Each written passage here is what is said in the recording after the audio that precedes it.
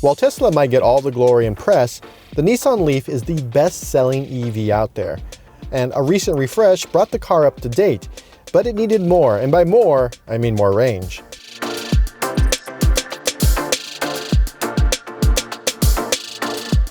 This is the Nissan Leaf Plus, starting at $36,550. It has more range than the base level Leaf, 226 versus 151. Now, in addition to more range, it also has the same driver's assistant technology and the same infotainment system. It even drives the same, which is great, but it's not fun. It's vitally important that Nissan introduced this longer range vehicle. The 62 kilowatt hour battery that propels this car an extra 75 miles pits it up against the latest string of EVs hitting the market. In addition to the long-awaited standard range $35,000 Tesla Model 3, the EV offerings from Kia and Hyundai have changed the game. In other words, folks that might have bought a Leaf before now have other options. Fortunately, Nissan's been at this for quite a while. The car has all the sturdiness of something that's been around for decades, nothing seems out of place, and the automaker has played it relatively safe when it comes to the Nissan Connect infotainment system. Instead of just copying a tablet, what Nissan has done with their infotainment system is create a series of home screens. There's the one big feature like the weather or the media where you can see or control something, and then there's sub features like charging stations where you have to click in to really see what's going on. What's nice is that the system, it's not the quickest, it's not the snappiest, but it does work well. The screen is clear, it's easy to see, and it has the requisite media, phone, navigation, and because it's an EV, it also has charging station information. Drivers can customize the layout, and if they're not happy, they can plug in their smartphone for Android Auto and CarPlay support.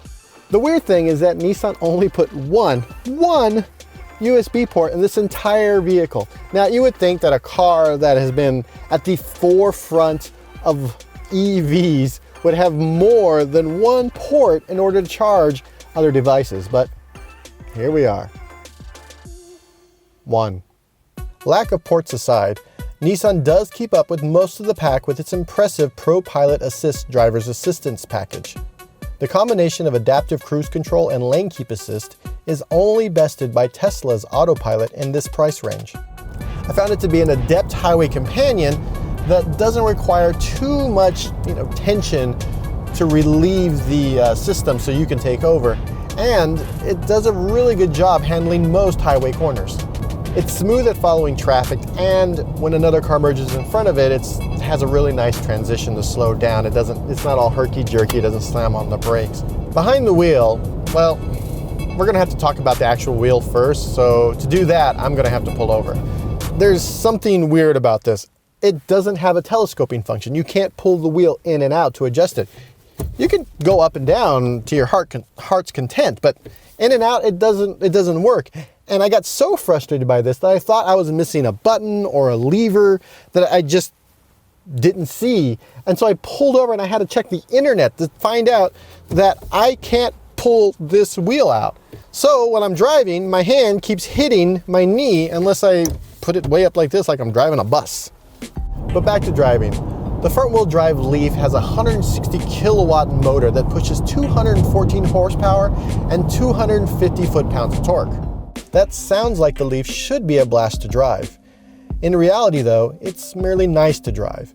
The vehicle has two modes, regular and eco. In regular, you do feel the boost of EV torque, but it's never exciting or fun. But the steering is the same way. It does its job adequately, and there wasn't as much body roll as I'd expected, but there isn't much surprise either. The car acts and drives exactly like you would expect it to, which I kind of expect a little bit more personality out of the vehicles I'm behind the wheel of.